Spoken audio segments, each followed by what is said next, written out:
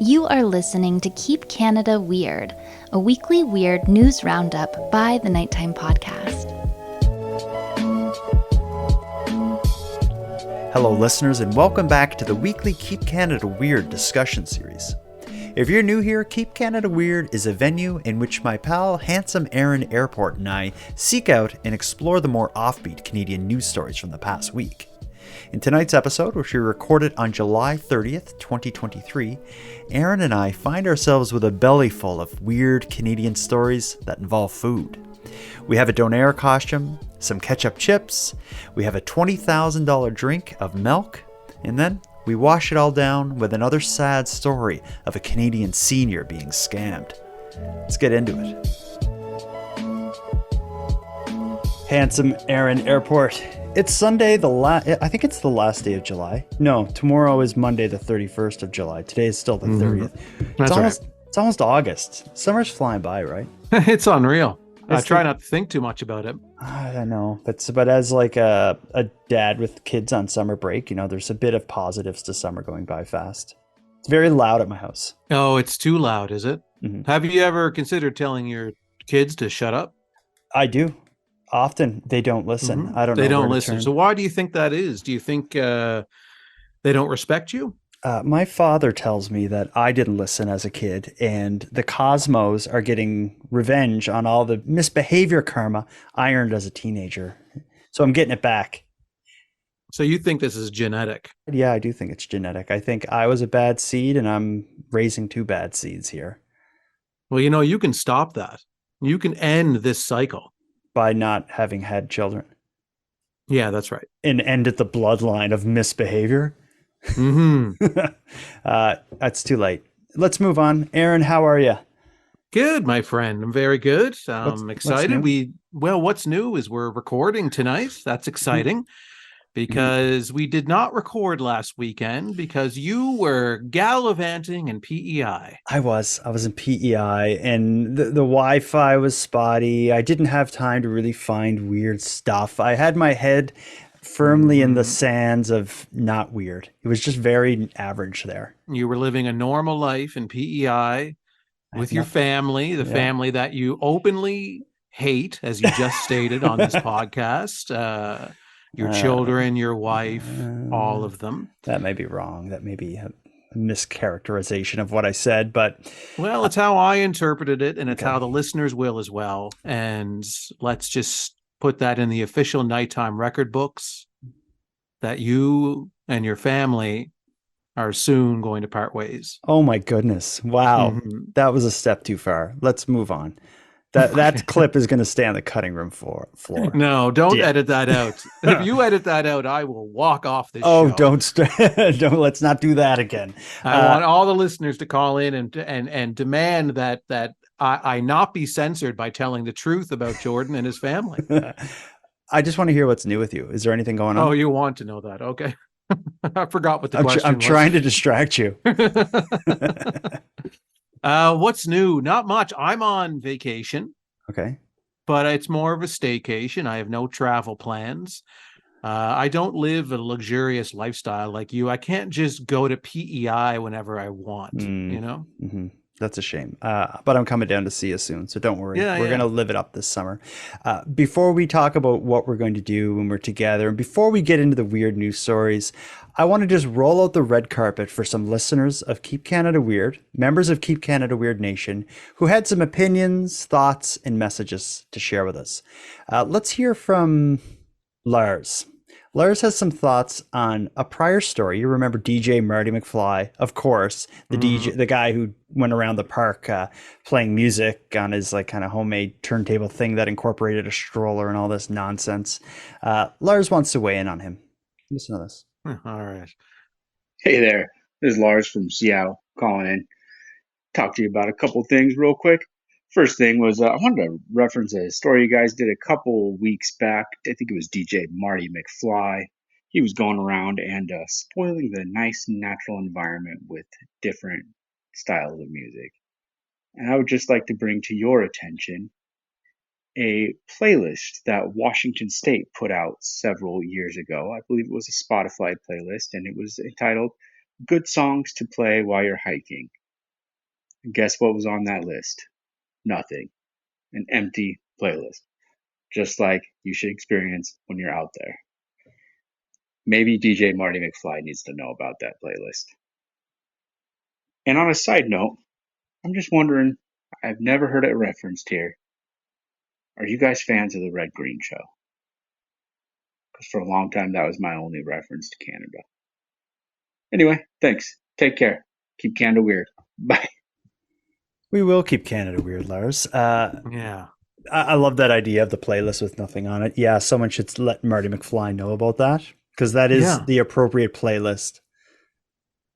That's it. That's absolutely. I mean, I do when I go hiking on trails and things, which I do a lot of.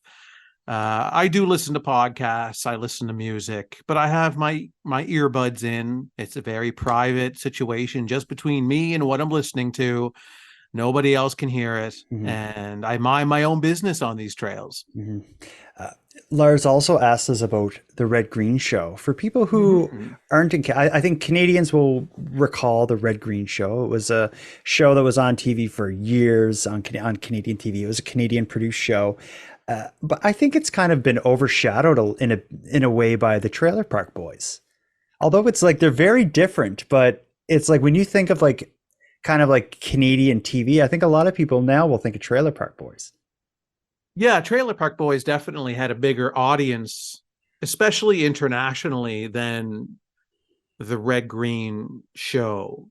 So, yeah, so in that sense, I guess, in terms of low budget Canadian television that people maybe are familiar with, then yeah, Trailer Park Boys is a much bigger show. I mean, especially with Red Green came out before streaming, Netflix, Amazon Prime, all of these things that might have taken a show like Red Green and brought it to a really big audience. And that's what happened with Trailer Park Boys, is that they did start that show long before Netflix and everything like that. However, the show eventually ended up on Netflix, and then that's what really made the show blow up. Yeah. And are we fans of Red Green Show? As a kid, I was. His thing was like he could fix anything, or he would fix anything with duct tape, and it was just these weird meandering kind of self monologues he'd have, like walking around like his cabin and stuff. I did dig that show. I have a feeling it would not age well. That's what I was just thinking about, because I used to watch it every week. I used to watch the Red Green Show. I really liked it. How has it aged? I have no idea. I remember, and it probably doesn't age well. It always reminded me of the Canadian Home Improvement. Yeah, that's a good way to put it. The Canadian version of Home Improvement with Tim Allen. Yeah, except Red Green was more of like a theater show, and I guess you'd put it in the sitcom category, but it really was. It was more like a variety show, like kind of sketches and stand up and different characters, almost like the Pee Wee Herman show was, Pee Wee's Playhouse. Pee Wee Herman meets Home Improvement, but set in like Manitoba or something, I guess. And I remember the tagline at the end was always, if they don't find you handsome, they should at least find you handy. Talking about people's wives or whatever. So it's there's probably some aspects of it that wouldn't survive the filters of today, but I am gonna see if I can YouTube some Red Green tonight, just to see what it feels like now. Thank you for the reminder, Lars. I hadn't thought about that show in years. But we can't sit here and reminisce about television. We have a job to do. We have a mission. We have a mandate passed down from the government to keep Canada weird by seeking out, highlighting, and celebrating the weird Canadian news stories that took place over the last week. And tonight, we have a bit of a special. Tonight, I think, is going to become a food special. That's because we're going to be talking about a long drive for some only decent chips. We're going to talk about that donair costume in the news. We're going to hear a tale of some very expensive milk. And then we're going to end it all with another sad story of another scammed Canadian senior citizen.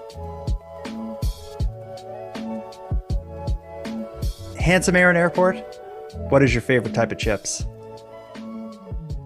That's a really tough question. I'm a Cool Ranch Doritos fan. Ooh, Those I are in love my them. top 3. I Yeah. love them. I like sweet chili heat Doritos. I guess we're Doritos guys. But I'm also a sour cream and bacon fan. Okay. Ruffles sour cream and bacon are up there. And one of my all-time favorites is Party Mix. Really? That's just like a salty mess for me. I don't like party mix. You give me a bag of sweet chili heat Doritos and you won't hear from me for a half hour. Unless I need a drink of water because they are spicy and they Yeah, and you'll hear from you when you're screaming on the toilet an hour later. Oh That's my when you'll hear God. from you. The reason I brought sorry. You're shocking tonight. You know, Is this vacation you're just letting it all hang out? Good Lord. I'm just, you know what it might be? No, what is I don't it? know if this is too much personal information Oh, to here we share. go. It probably is, but do it. So what's really going on in my life right now is, and what the listeners don't know about me, I hate to admit it, but I'm a smoker. Uh-oh. Right. Okay, yeah. So you and I are both, we're both smokers, right? I quit smoking about 17 years ago. Yeah. Years and years ago. Yeah. So I also quit smoking, in 2011, I think. And I was off them for 10 years. But then during the pandemic, when life really slowed down and I was struggling to find anything to do with my time, I started smoking again. Okay. And I've recently just quit. Oh, so you're going through some stuff. Okay. So it could, kind of, not that I feel like intensely irritable or anything, but that might be kind of more of a contributing factor. And Yeah, I'm not I even think I'm really. sensing it. You are a bit on edge, but that's okay. We're gonna wear that edge down with the weird stories we're gonna have to highlight. The reason I brought up chips is because one of my favorite news stories of over the last week involves chips, and I think we can consider this weird. This involves an American father-son duo who drove for 2 days in an old army Jeep just to buy some ketchup chips in Canada. We talked about this before. You can't buy ketchup chips outside of Canada. It's a uniquely Canadian phenomenon. Well, Richard Lieberman and his 15-year-old son Jacob, as I mentioned, drove an old decommissioned army Jeep could only go maximum 70 kilometers an hour. They drove it from Virginia to Niagara Falls, Ontario, the home of Marineland, over 10 hours. Just to get 40 bags of ketchup chips at the No Frills. Listen to this. The home of Marineland. Everybody loves Marineland. When I hear Niagara Falls, Ontario, listen to this. How far would you go to get your favorite snack? Well, in the case of one man and an American father and son duo, the answer was all the way to Canada. And it was just to stock up on ketchup chips. Look at that. Rich Lieberman and his 15-year-old son Jacob drove from Virginia to Niagara Falls, Ontario, where they loaded up a cart with 40 bags of chips. They say yes, they could have ordered them online, but the trip was way more fun. So much fun that they plan to do it again next year. Richard, Reshmi, you're going to now have to give me each your favorite snack that you would drive that far for. Reshmi? Oh, I mean, ketchup chips is up there. I don't care what the news broadcaster's favorite chips are, but I've heard yours. You heard mine. I want to put a call out to listeners. If you haven't tried ketchup chips and you're really interested, I would be willing to send a bag of ketchup chips to an American or an international listener of Nighttime, an international listener of Keep Canada Weird, an international member of the Keep Canada Weird Army in exchange for a review that we can air on this show. I am curious because I don't think they're all that special. I certainly wouldn't drive from Virginia to Niagara Falls, Ontario for a bunch of ketchup chips. See, in this situation, though, I think this trip is less about the chips and more about the trip, the father-son bonding trip. And it's more of just an excuse to go somewhere. So why don't we, like they probably they do really enjoy ketchup chips. They probably can't get them where they're at. Why don't we make a road trip and we'll have some fun and we'll stop in different places along the way. And it's a father-son situation, that it seems like they enjoy it. I can get behind that. Yeah. Normally I would really take a big dump on a story like this and normally I would berate these people for what they're doing. But you've gone soft? No, I feel like this is really so little to do with the chips. Okay. I almost see this as like a road trip movie, you know, like from the late 90s or something, where they're just off to go get something, but it's not really about that something. It's about the journey along the way and everything they learned. And so that's what I think is really going on here. That is deep and that is nice. I think it's like a warm blanket. Yeah, I like that. So maybe not weird, maybe heartwarming. Inspirational even. I feel fuzzy about this one. Well, here's another food story, and let's see if you can find the beauty in this. Okay. This involves a donair costume that I don't think is beautiful. Any costume that's very realistic, especially if it's like a food costume or an animal, I just find it weird. Well, the Alberta government is hosting a surplus auction, selling off some of their old stuff, which shouldn't be very interesting. It should be a bunch of filing cabinets and, office crap. But one of the items they have for sale has generated tremendous interest. It's a realistic looking donair costume that comes complete with replica meat, onions, tomatoes, lettuce, donair sauce, and it all looks like something you can eat. It looks like a giant donair. Listen to the news story. Donairs are something you eat in Halifax, but in Alberta, it seems there's something you can wear. A human-sized donair costume is up for grabs, but the price is going up by the hour. The Alberta government is auctioning off the costume, which was initially purchased to be used in a drug-impaired traffic safety PSA in 2015, but was never used. The California company that created it believes it cost between $12,000 and $15,000. Creator Tony Gardner recalls getting the order and witnessing a passionate debate. What the contents should actually be, how the finish on the meat should look, if there should be lettuce or not in it. That was like a huge thing, apparently. The listing says the costume is in excellent condition, just dusty. At last check, bids were in the $5,000 range. The auction is live until August 14th, so there's still time to bring the donair home to Halifax. Before we get into it, one quick update. That news story is from a couple days ago. They said the bidding was at $5,000. When I checked this morning, bidding for this right now is at $16,000. Yeah, I find that absolutely absurd that much money is being coughed up for this outfit. Yeah, well, it is an expensive looking costume. It would cost a lot of money to make something like that. My thought though is, if you're commissioning a costume for, like they were making it for a commercial or something, you have a budget to make a commercial and you need costumes, so you can spend the money to make the costume. But other than like commissioning one, what would you need an expensive, realistic donair costume for? Like, what would be the purpose that someone would bid $16,000 for it? So, and I'll answer my own question first, is, of course, donairs are a popular food item in Atlantic, Canada, especially in Halifax, but I'm sure around the country. So there would be like a pizza shop or a donair shop or something. I could see them finding value in buying this costume to use it at a parade or something, but 16 grand is a hell of a lot of money. I think you get a pretty good version of this thing made for $600 if you wanted to.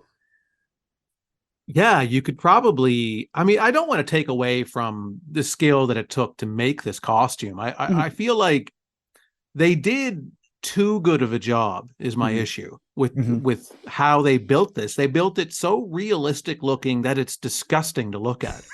It's true. It's like you found an old, it's like the morning, Sunday morning, and you're walking in downtown Halifax and you hit Pizza Corner and some drunk lost half of their donair and left it on the sidewalk next to a puddle of vomit and a bunch of cigarette butts. Like, that's what this donair looks like. Yeah. And it looks like it's also graphic in a really naughty way. Like, it looks like, oh god, you know what I mean, though? It does look like the fluids and stuff don't look like it looks wet and moist. It looks like a thumbnail on Pornhub or something. Like it's disgusting. It's disgusting. I'm just realizing that we've already referenced a few things that a lot of our international listeners probably have no idea what we're talking about. First of all, what is a donair?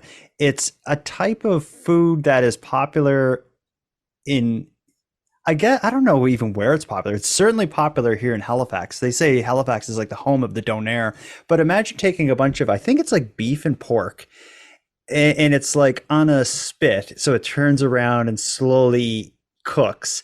And then when you order a donair, they shave off a bunch of that meat, wrap it up in a pita with a special sweet sauce that's like a milk-based sauce called donair sauce. Traditional toppings on it would be hot peppers and onions, tomatoes. A lot of people don't believe, and myself included, don't believe that lettuce has any place on there. And that's why in the article they referenced, should there have been lettuce? And it's the kind of food where you would buy it, after the bar. Let's say you could maybe get a slice of pizza or a donair. So that's what the food is. And it's actually really good, but it's the kind of thing that you feel like death after you eat it. And it's not an attractive food. Like it's not like when you see a pizza fresh out of the oven, with fresh ingredients, like it's a visually attractive item that when it's placed out, a lot of food is. The donair, though, is not. The donair already looks digested before you even eat it. And it's not like you can't casually eat a donair. It's not the kind, like you and I could have a slice of pizza and we could be talking while we're eating our slices of pizza. A donair, you can't necessarily do that. There's stuff leaking out. The pita doesn't quite hold it all together. Like it's an inadequate wrapping. So it's usually wrapped up in tin foil as well. You're getting it all over your hands and your face. People like, you eat a donair, but you kind of make out with it a bit as you're eating it. It's kind of like the way that food works. One other thing you mentioned that international listeners or people outside of Halifax probably like, what does he mean by Pizza Corner? You referenced Pizza Corner in Halifax. That's kind of a famous intersection in the downtown core of Halifax. There's one intersection where on three of the four corners of that intersection is a different pizza shop. So what would happen when the bars get out? Everybody would kind of gather at Pizza Corner and buy pizza from or donairs from one of those three pizza shops. Yeah, you would gather there, you'd eat pizza and fight. And donairs were there too. But yeah, certainly. I saw some really wild stuff at Pizza Corner that I will not get into right now. No. But long story short, they should have made this costume more playful. I think like it should have been like, I don't know what PSA what they were trying to achieve with it with a costume like this. It's like he could have sprinkled a little like kind of cartoon animated some style, googly eyes or something. No, like this a big is smile. Like it just. I think so real. I think the guy who made it doesn't make costumes. He's like a food photographer for ads maybe. And they're like, we need someone to make a donair looking costume. Oh, I know this guy who does like photos for ads for food and stuff. Maybe he makes videos of food for, realistic burgers that look even better than the real thing. It looks like someone with that background designed this rather than someone who makes kind of fun costumes.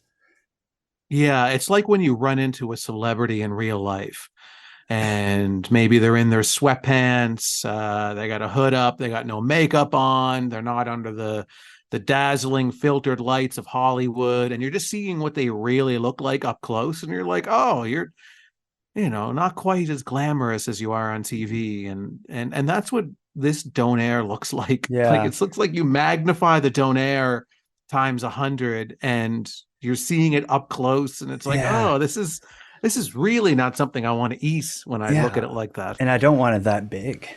No. All right, we disagree with the existence of this donair. If anyone finds out who bought it, we're certainly interested in that. But will we wear it? No. Do we want to have someone on the show in the costume? Certainly not. No.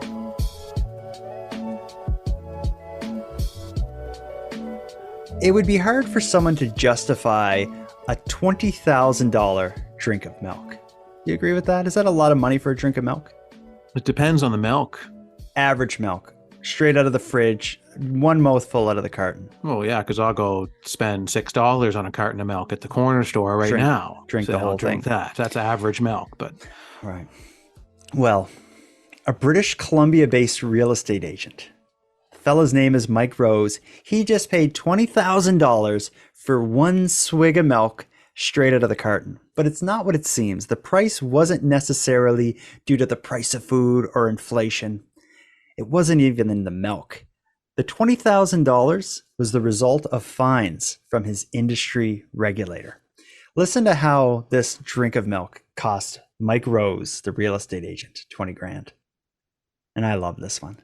oh, this is crazy. A BC realtor has been fined $20,000 after he was caught drinking milk straight out of the jug at a home he was showing. A surveillance camera shows Mike Rose in a Kamloops home last July waiting for his clients who were interested in buying the place. He went to the fridge for water, but instead swigged milk from a container, then put it back. The homeowner confronted him and Rose apologized. He later said he was dehydrated due to a new medication and his behavior was out of character. Rose paid a $20,000 fine to the BC Financial Services Authority and another $2,500 for enforcement expenses. Mike Rose, the real estate agent, he's showing a home for his client. The reason I lean on that is Mike Rose wasn't the real estate agent of the person selling the home. He was bringing his client in who may be interested in buying it. So Mike Rose has no relationship with the owner of the home. Mm-hmm. That's important. I think it is. Yeah. Mike Rose, while in the house, waiting for his client to show up, he probably walks around, make sure the lights are on or whatever, decides to then pop the fridge open and take a swig of milk, caught on video camera. And his explanation when confronted by the homeowner, and I wish we had video of that confrontation, his defense is that he was really dehydrated because he had changed his medication. Do you find any flaws in that explanation? Nobody drinks milk when they're dehydrated.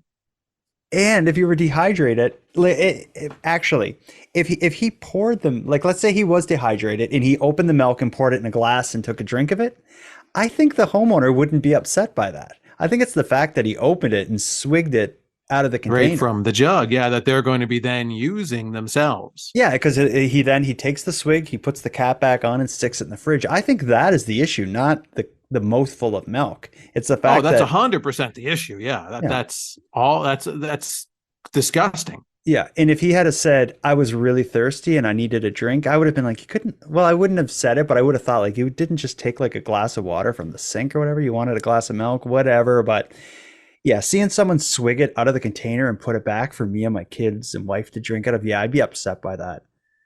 Yeah, absolutely. Especially after all of us being through a pandemic, Yeah, good not point. The kind of behavior that you expect to see after everything we've learned in the past 3 years. And then a part of that industry, like real estate agents coming in your house and poking around, there is a layer of trust there. You don't want them opening the drawers of your, where all your underwear is, or, poking around in the closets or whatever. You also don't want them like drinking milk straight out of the jug. It's just a part of it. There's the social agreement. Yeah.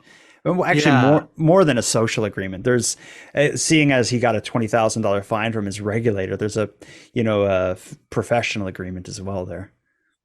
Yeah, I've got a lot to say about this story. Okay, so firstly, it reminds me of the story that we covered a few months ago about the contractor who got caught masturbating. Oh yes, in the client's bed. Yeah, so it's another story that really highlights that everybody has cameras in their house now. Mm-hmm.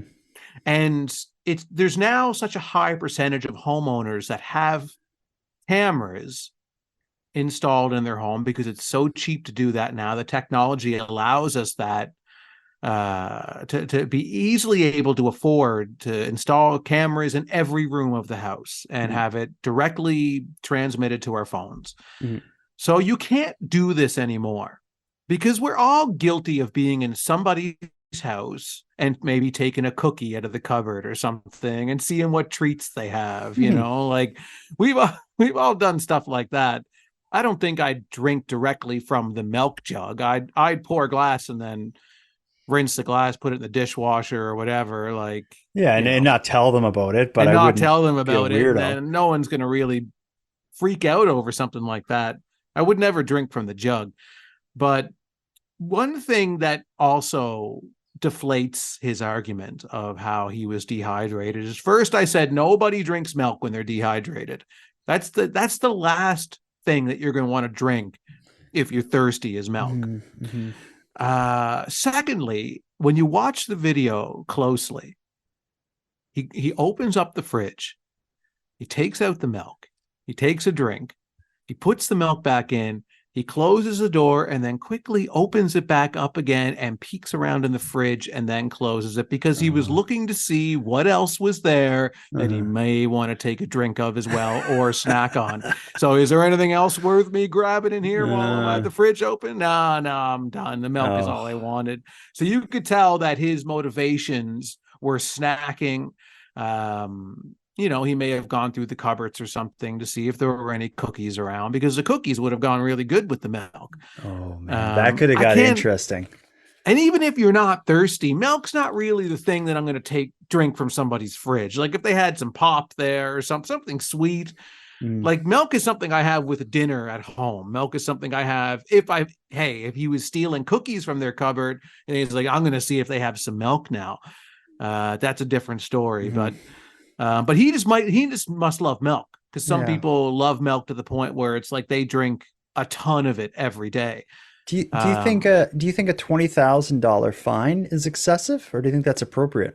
Well, that's the other thing that having said everything that I've just said about how I find his motivations to be suspect, I don't quite believe him when he's saying that he was dehydrated and that's why he took one swig of milk from the jug. $20,000 is way too much, because the crime that this man did is more humiliating. It's a little gross. I could see a fine, $500, $1,000, maybe, you know, because he broke the trust of the homeowners. I'm sure there's legalities when you're a real estate agent that you have to face when you break that trust.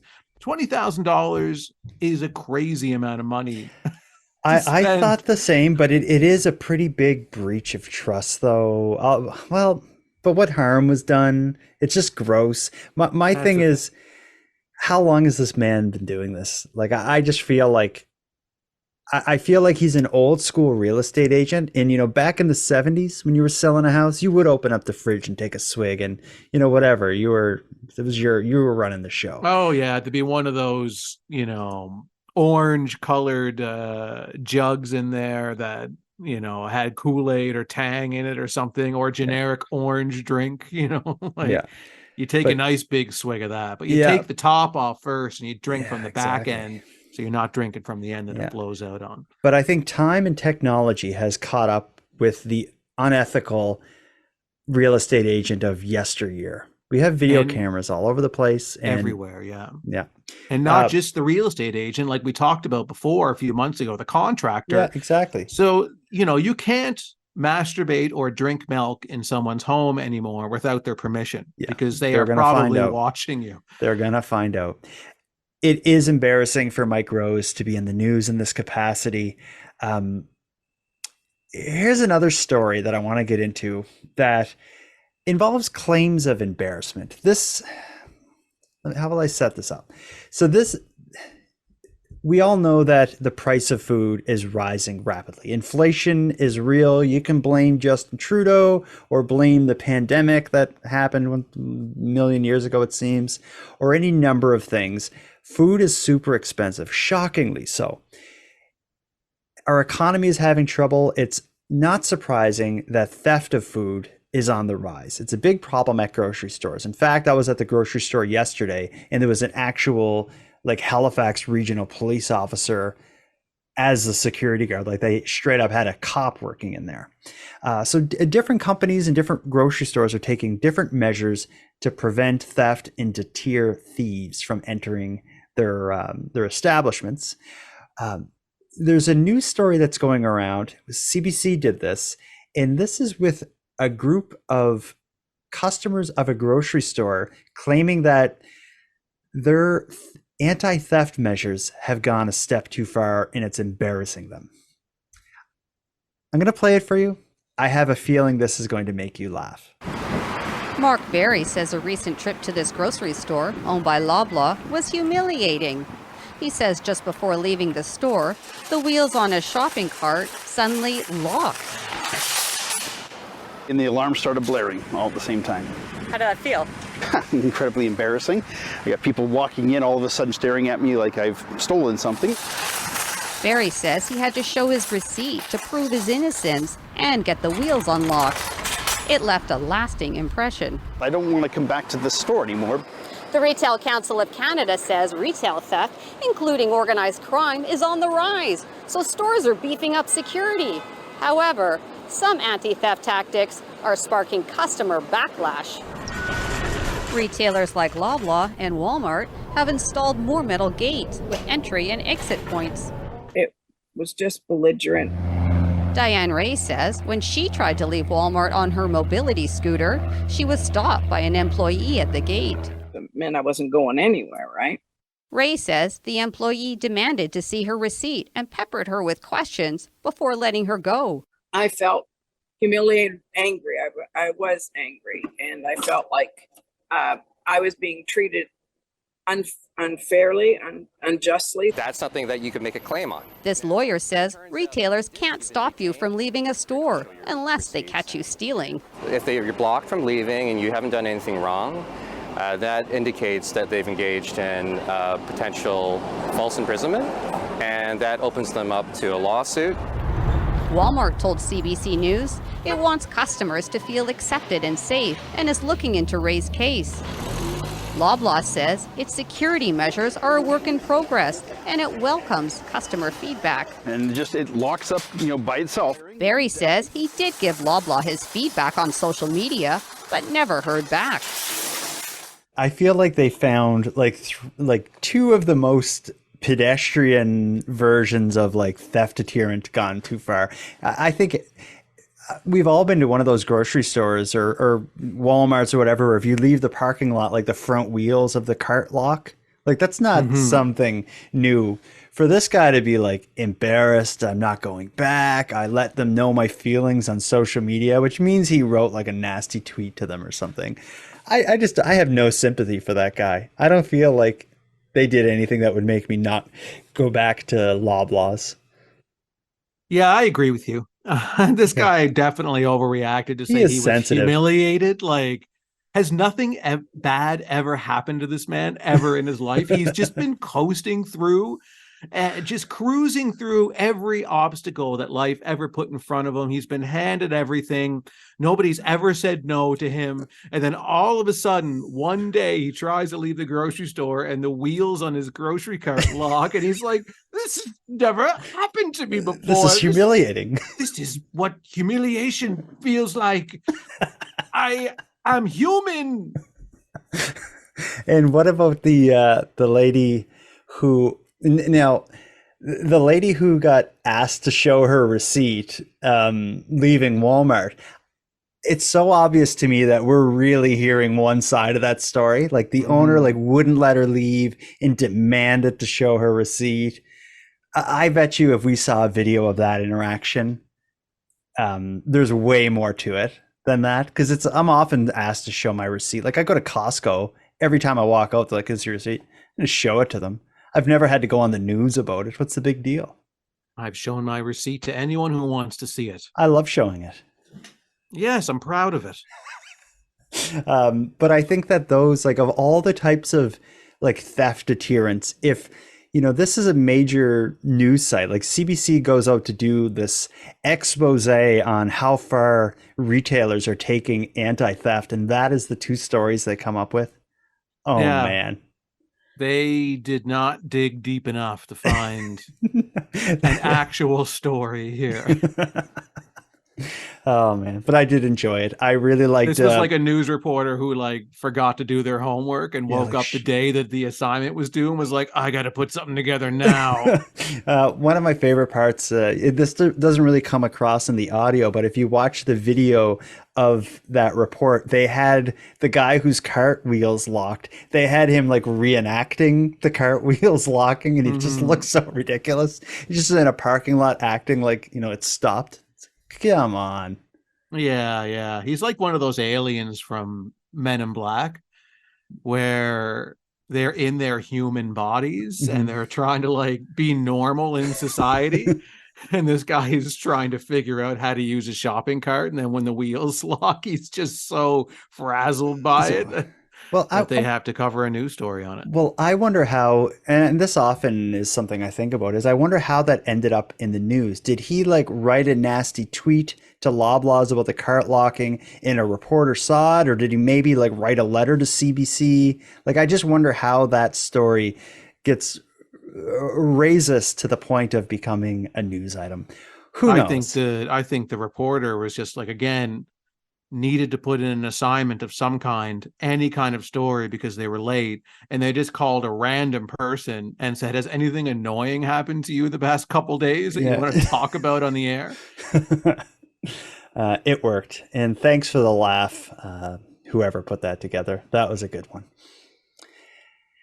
The next story we're going to talk about is not a good story. This is another dark story involving some of Canada's most vulnerable people getting preyed upon by the modern day cyber hacker scammer. We've done a lot of stories about senior citizens being separated from their money as a result of weird phone calls and Bitcoin and emails and all this random nonsense.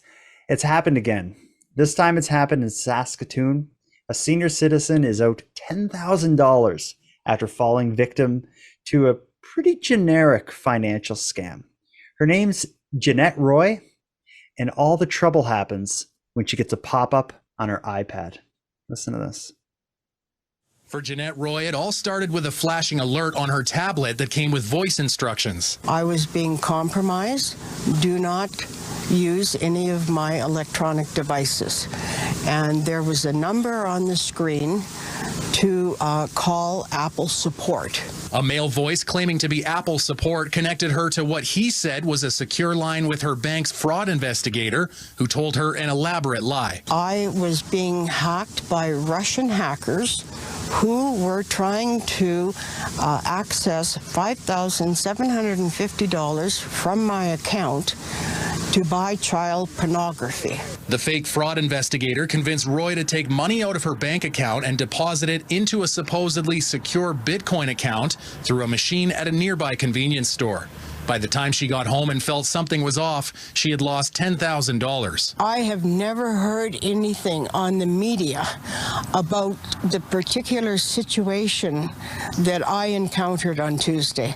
And people need to be aware of that situation. She reported the fraud to police and her bank. In a statement, TD Bank says they would never call you directly and ask for personal information or request you make a financial transaction to help with an investigation. If you feel you're a victim of fraud, call your bank, police, and the Canadian Anti-Fraud Centre. Police say it's very difficult to investigate fraud involving cryptocurrency. Investigations can be done into cryptocurrency fraud. However, they often lead to wallets located outside of Canada, which then involves outside agencies and makes the investigation that much more challenging to recover the funds. The situation has left a sour taste in Roy's mouth, but she wanted to come forward in the hopes of preventing others from falling victim. You do not trust anyone. You know, you just cannot trust anybody. I apologize for laughing at some parts of that. That's sad. A senior citizen being losing $10,000, a significant amount of money. But yeah, it's a like when you hear of a scam like that, I think no one would fall for that. But I'm not realizing that there's a big percentage of our population that maybe aren't online as much as you or I.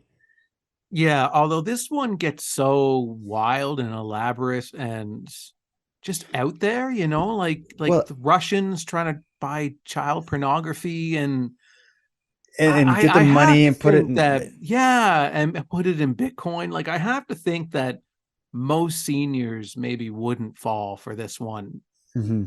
Yeah, they like, I don't know. it, how do you feel about that? I feel weird saying that, but like, no, I agree with you, because they describe it as an elaborate scam. I don't think it's elaborate because it's not complicated. I would call it like an absurd scam. Mm-hmm. Like every step of the way is just like, what? Like Russians are like Apple. I'm calling Apple about the Russians who are buying child porn, and now I'm talking to my bank on the same, like they're transferring me to my bank, and I got to take money out and put it in a Bitcoin machine at like a convenience store in my town. Yeah, I feel like it's pretty weird, and I don't know. I don't think I think of my mother, my grandmother. I can't imagine that this would get them. No, like, I don't think it would get most people. This one seems just too bizarre to be real. Even if, you're older, you're not as familiar with technology, maybe you are more trusting because 50 years ago, anybody who called on the phone was legitimate. Mm-hmm. Yeah. And if they said they were calling from your bank, then they were calling from the bank. So I get that, but this one just seems to just be too foolish to be something that anybody should be falling for. Yeah. And you're not questioning whether or not this is real. Like, I think we both think it's real. I think what you're saying is maybe it's not that big of an issue because 99% of the population, 99.9% of the population would have had red flags. Would have spotted there's so many red flags, no matter who you are, I think, with this one.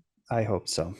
I hope so too. I don't know. It's hard to say. I'm sure you and I are going to be scammed so many different ways when we're in our 80s, our late 40s. Yeah. Yesterday.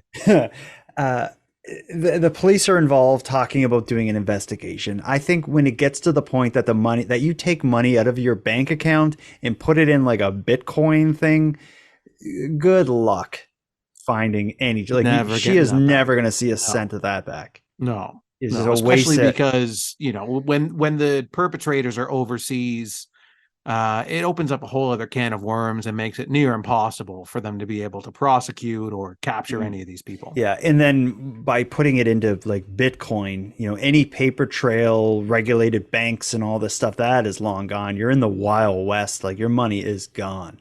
Yeah. Let's move on to our final segment of the night. The weird Canadian stories are behind us. I saved something special for the end here. We got kind of a rather eclectic series of voice memos from listeners, from members of the Keep Canada Weird Army, residents of Keep Canada Weird Nation. And rather than sprinkling it throughout the episode, I saved them for the end because it's going to end on a pretty high note. Okay. First thing we're going to do, oddly enough, we heard about DJ Marty McFly earlier this episode, but do you remember there was kind of a copycat musician, DJ Doc Brown, who called in? Yeah. DJ Doc Brown called in again. He has some thought. He's been listening. He has some thoughts on the animal uprising. Let's just jump right into it. Okay. Hi, Nighttime Podcast. This is the former DJ Doc Brown. So I just wanted to call in because I was listening to your most recent episode of Keep Canada Weird. I heard your listener who wholeheartedly disagreed with your opinions on the Ava James debacle, and I'd just like to weigh in with a disagreement of my own. And this actually is regarding the animal uprising and with its recent events and its long-standing history. I don't share the same fear that you guys are kind of share on your podcast. I'm a little more at peace with the whole situation. Us humans have been really doing animals dirty, showing them dirty videos, gorillas dirty videos at the zoo, and just disturbing their natural habitats, a whole number of things. So right now I'm currently trying to weave myself an animal-like suit out of fur and other debris that I'm finding out here in the woods, and hopefully I'll just be able to blend in and mask myself as one of them, and won't be any issues with that once they inevitably inevitably take over. So yeah, all the best to you two. I'll send you guys like a fur hat or something, and hopefully that'll be enough to help out. But yep, thanks for listening. I think a fur hat's going to make any lick of a difference when push comes to shove. No, this is fairly insulting to the work that you and I have been putting in to raise the alarm bells about the animal uprising. I've submitted to the animal overlords from the beginning, and dressing up as an animal, not only will you be instantly detected, but also you're insulting them. So normally maybe they'll kill you, maybe they'll enslave you, that could be an option. Maybe they'll leave you alone. But if you insult them by this way, they're going to torture you and they're going to humiliate you, and you're going to get the worst of it. So I really would not recommend this listener to try and dress up as an animal. This is not The Walking Dead, where if you wear the zombie's skin, you can blend in. This is not It's not a TV show, buddy. This is real life. This is real. This is a real uprising. You're staring it in the face. Don't spit in that face. Get down to your knees, submit, and pray. Yeah. It's not the last we hear of the animal uprising. We also hear from Julie, who presents a theory as to how this whole thing started. And when I first heard it, I thought, Julie's nuts. But then the thought has been kind of marinating in my brain. I don't know. The timeline adds up. Listen to this. Hi, Jordan and handsome Aaron Airport. My name is Julie, longtime listener from the United States, Pennsylvania to be exact. And in your latest episode of Keep Canada Weird, you had mentioned about the McDonald's incident with the baby raccoon.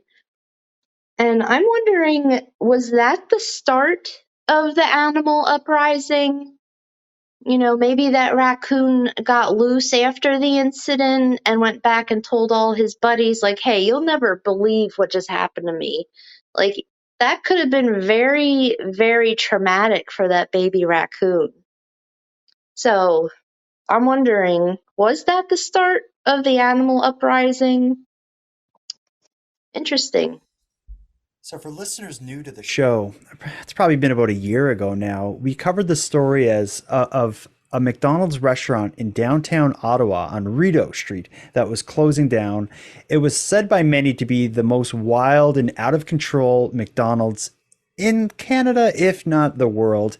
And one of the kind of cherries on top of the chaos that pours out of that McDonald's location was a viral video in which there was a brawl happening inside the restaurant. Someone is filming all these people punching each other. And in the middle of all the chaos, someone reaches in their jacket and pulls out a small baby raccoon and just kind of walks out of frame holding a raccoon. What Julie speculates is that perhaps that could be one of the kind of, or perhaps the incident that leads to the situation we're in now. Given the timeline of when that happened in our work on covering this on the show, I think that timeline makes sense. But do you think that is enough to start a war between, I guess, a civil war among living things on Canada, in the world, but with Canada being ground zero? Yeah, I don't think it was. I don't think it was the spark that started the fire. But I think it was some gasoline that got added after the fire was already burning. Pretty good gust of wind. Yeah. So it fanned the flames. I mean, you could sit here for days and days and days listing off millions of reasons that the animals are uprising. That go back thousands of years. Yeah, but this is certainly one. This is certainly one. Yeah, it's a public incident that would have ruffled some feathers, so to speak. So, but being the initial reason, no, this has been building for generations and generations. This goes back to cave, prehistoric. It goes back to the dawn of humanity, when we started spearing tigers and saber tooth this and that, and I don't know. My science may be a little off here, but no, I think you really understand evolution and all this stuff. I think so. Yeah, I got a good grasp on it, and the future too. I know what's coming. Julie, great thoughts, great comments. We appreciate your message, but not as much as I appreciate this next message. This is one we've been waiting for a long time. Aaron, you don't know that this has come in. Somebody has sent a message through nighttimepodcast.com/contact, a message that I knew was coming eventually. I thought it would take us a few more years. Tonight's the night. Tim Hortons corporate got wind of what we've been doing. I don't know if they're scared or what. We heard from them. Listen to what I don't know who this is, but this is corporate Tim Hortons, I'm pretty certain. Yeah. Listen to this. This is Tim Hortons. Thank you for all the free advertising. We've never had so many new customers come in to try our shitty products. P.S. We will send a check in the mail. That is them. Yeah. That's, I can tell. Yeah. And I'm willing to, I'm so confident it's them. I'm willing to give my financial information over to them and transfer $10,000 into Bitcoin. That came in just the other night. It shocked me to hear from them. Now we do know of some people, international listeners, that have tried Tim Hortons because they've heard us talking about it on the show. But that's more of an experiment, kind of not because they're super interested in the product, only because we talk about it all the time, and they just want to know how terrible it really is and confirm that. But they say any advertising is good advertising. Either way, I'm happy to hear from them. I'm happy to hear from Julie. I'm happy to hear from Lars, and I'm happy to hear from DJ Doc Brown. Yeah. Other members of Keep Canada Weird Nation, if you have any opinion on any of the stories we covered, if there's something going on in your part of the country we don't know about it, if there's a food that you want to complain about, if you're interested in trying ketchup chips and you live abroad, go to nighttimepodcast.com/contact. Let us know. We'll wait here. Well, we're going to wait. We're going to keep recording until we get a new voicemail. Yeah. Aaron, we will keep recording, but I'm going to at least do our sign off now, just because it's going to be a bit of a wait. Anything else you want to say before we go tonight? I just want to thank you for your time and your care and your abilities to be with me here today to keep Canada weird. Yeah, it's a lot of work, but you're worth it, buddy. A diamond in the rough. Aaron, until next time.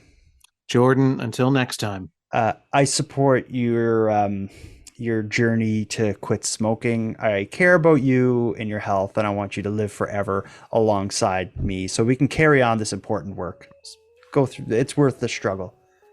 Yes, and Jordan, until next time, after we take down Tim Hortons, we're coming for the tobacco companies.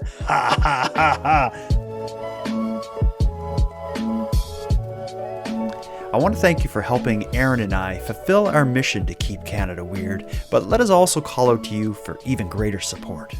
If something weird happens in your neck of the woods, make sure you let us know. And if you have any thoughts or opinions on the stories we discussed tonight, we want to hear about that as well. The best way to get in touch with us is via a voice memo sent at nighttimepodcast.com/contact. We hope to hear from you. Now, before we part ways here, let me give some thanks. A big thanks to Aaron for sharing another evening with me and with you, the listeners of Nighttime. A shout out to the internet's favorite cult leader, Unicole, who provides the series intro and outro voiceovers. And lastly, but most importantly, a massive thanks to each and every one of you who listen to Nighttime, as without your interest and your support, this show would be as pointless as it would be impossible. And on the topic of support, I want to specifically thank the newest subscribers to the premium feed. Bronwyn, Arnaud, and Kristen, thank you for going premium. And for anyone else who'd like to support the show, you can help us out in a variety of ways. First of all, a premium feed subscription costs only a couple dollars a month and both funds the creation of the show while giving you the episodes 2 days early, giving them to you ad-free, and giving you access to a full back catalog of nighttime episodes. If that sounds good, you can go premium right now at patreon.com/nighttimepodcast. And even if you can't go premium, you can still help support the show by sharing this episode on social media and letting all your like-minded friends know what we're doing here. And if anyone listening has any story ideas, wants to give feedback, or would like to submit a question or comment for an upcoming episode, as I mentioned earlier, you can do all that and more at nighttimepodcast.com. We hope to hear from you. But until then, take care of each other, hug your loved ones tight, and let me know if you see anything weird. Keep Canada Weird is written, hosted, and produced by the Nighttime Podcast.